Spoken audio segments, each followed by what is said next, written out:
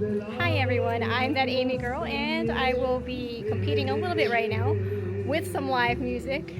It is the 5th of July, so there's still some celebration going on here in town. Can you figure out where I'm at? This is in Main Street, Maryland. Main Street America accredited community, and it is Mount Airy, Maryland. So welcome to Mount Airy and welcome to my world. Won't you please come on in? All right. So outside, I am outside of the caboose here, lovingly called Mackenzie. That is the Mount Airy caboose. So Mackenzie is the name they call her here. I might get a better, it is open, I can actually go inside. It's a visitor center, so I'll probably go inside and check it out here in a sec. But I want to show you the caboose itself here from the other view. Sorry for the loud music. If it's loud to you, it's kind of loud to me, but anyway. There she is. There is Mackenzie in all her beautiful glory.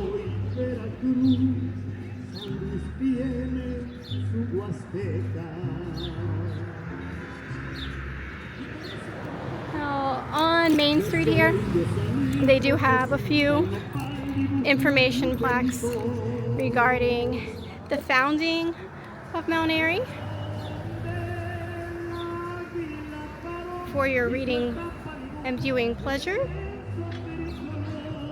You even have some background music, I suppose, competing because I can hear the car next to me as well. Yeah, so let's check it out. Okay, so I am still competing with the music, and I'm a little closer to it now, so I'm having to speak up. But I'm at the train station here, which serves as the town museum. I'm just going to show you a couple things before I go inside. We got sledding in Mount Airy in the past, and the bobsled.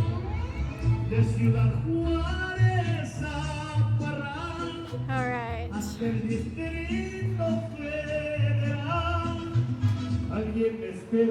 And there we go.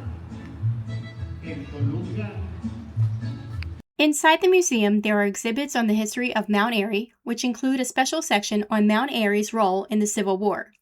There were fantastic displays of clothing from the Civil War time period. There was also a model train display, which tells you about the B&O Railroad's significance to the area.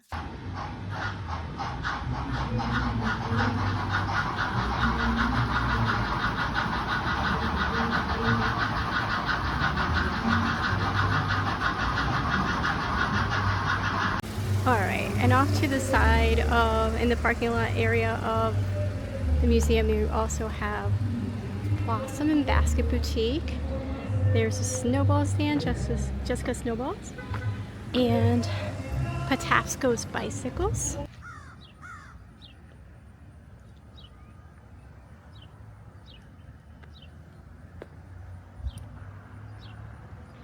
I have returned back to Mount Airy on a completely different day, which is much less hot and less noisy. Well, aside from the traffic, I suppose, but that's to be expected. Anyway, but today I'm going to be a little bit in a race against the rain, so pressed for time as usual. Such is my life. Anyway, funny that I just said that about the noise. Anyway, we're gonna head down the Main Street. We're gonna walk Main Street and check it out. And I'm excited for this. So, here we go. Okay, so I parked in the public parking area, so I'm coming in a different way than what you will remember from last time. But you will recognize some of it here in a moment, because I'm going to kind of go back to where I started, and they are playing some music. So, alright, I'm going to start up kind of where I left off You can probably see it a little bit in the distance there, and that is the museum. And I'm just gonna walk the main street here.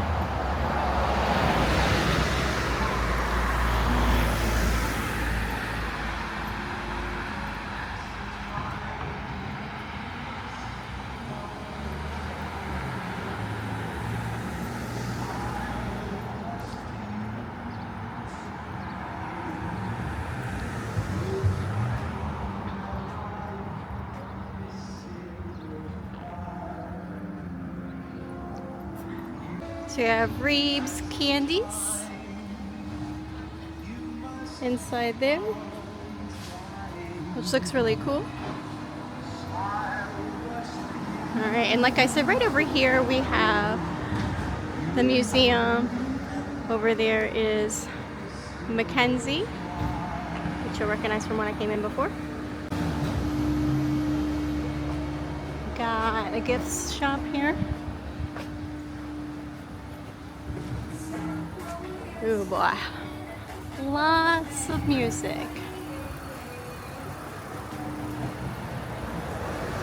All right.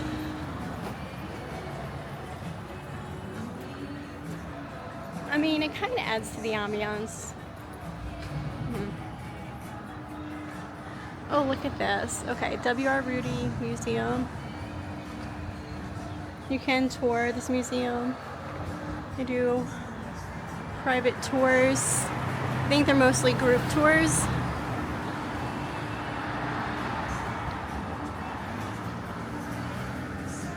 Cafe. And here. Ooh, that was loud. This building apparently was originally the home of the Mount Airy Savings Bank. All right.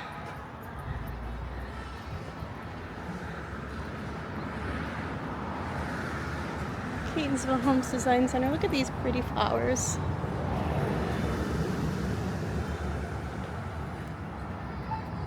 And we have Tony Pazzo Italian restaurant, which I don't think is open yet. It's a little early in the morning.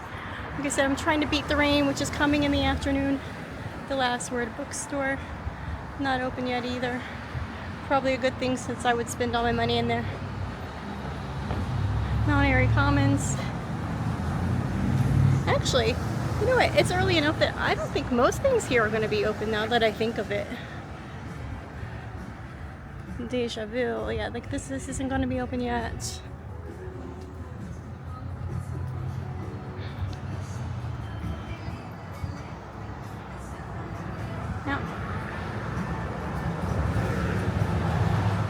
Old Town Restaurant.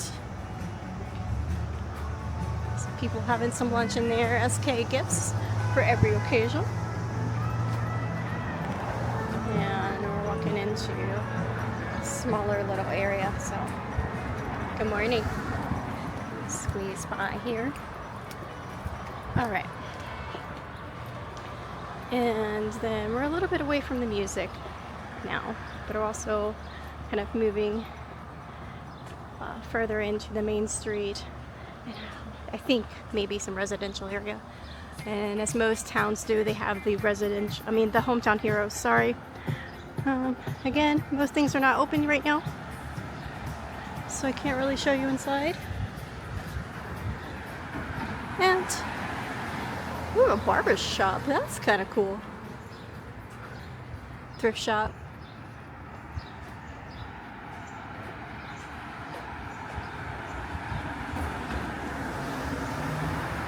Alright.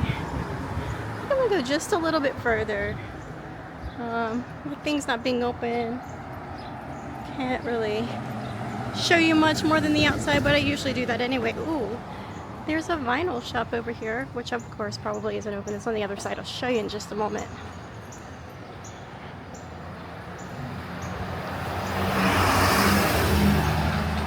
Busy, busy. All right. So across the street there,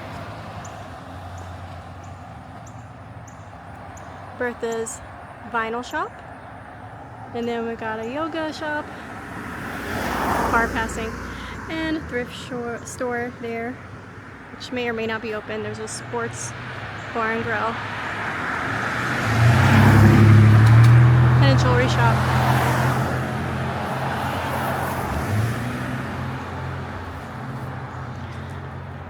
Alright, so that's Main Street. And there's one more thing before I leave here that I would like to show you. Spotted this Mount Airy history. Let's see if we can take some things from here. We got the telephone exchange building. This was the third site of the Mount Airy Telephone Exchange Building. That's where we're standing now. Okay, cool. Telephone exchanges were housed in private residence. Mount Airy's first operator was Bessie Davis, who worked out of this home that was once the hub of modern telephone communication in Mount Airy. Telephone calls, usually using 3-digit numbers followed by a letter, then identified the intended party, would come into this building and into the multiple switchboards. Live local operators known as the Hello Girls, who were residents and more than likely knew the intended party, would connect the caller. The switchboards had hundreds of little holes in a patchboard, each connected to a telephone number. To connect an incoming call to a specific telephone number, the operator would insert a patch cord between the hole for the incoming line and the hole of the line of the intended subscriber. There could be multiple subscribers per line. This was known as a party line. Calls could be identified by number of rings, but conversations could easily be listened in on by others. Ooh. If one remained silent during the conversation. For single party lines, few single party lines existed. Have times changed? Let's say yes.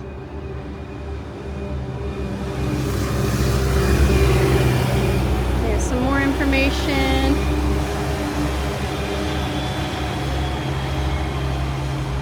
Quite a bit on this particular site right here where I am currently standing. And some more Mount Airy history.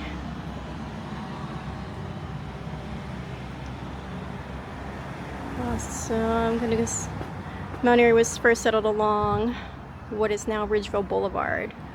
With the construction of the old National Park, Route 40, in 1730s, Ridgeville became a rest stop and overnight lodging for travelers on the road.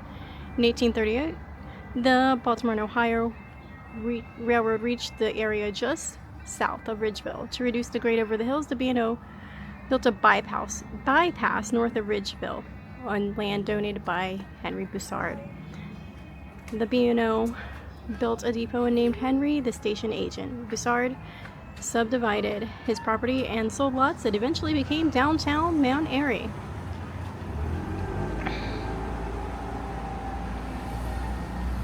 And there's just some sites. Flatiron Building, Simpson Hotel,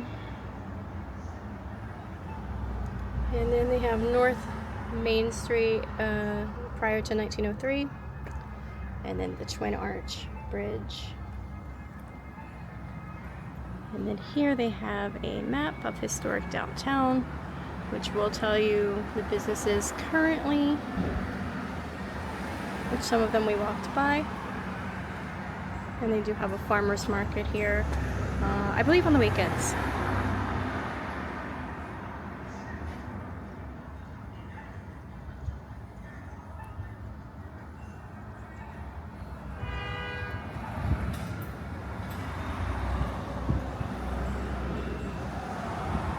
Okay, so if you walk past the museum and down through the parking lot and past the other businesses that are here, you'll see the Mount Airy Rails to Trails, and you can walk through the trails here.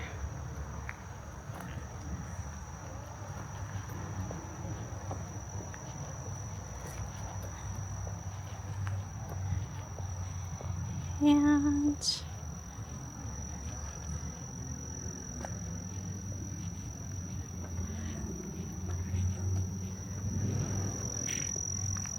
I am not going to walk all of it.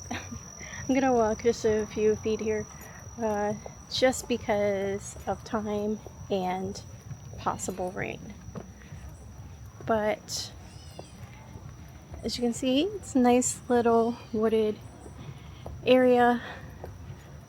It's actually a pretty nice area to walk through if you have the time.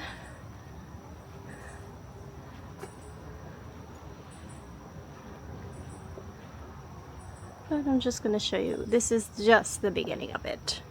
You can already see it's quite beautiful here. Just this little section.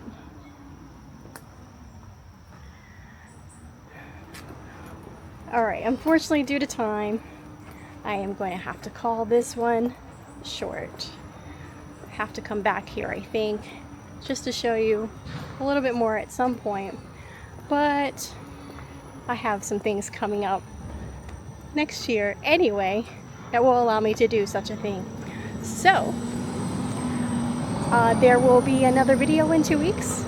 Until then, go chase your dreams.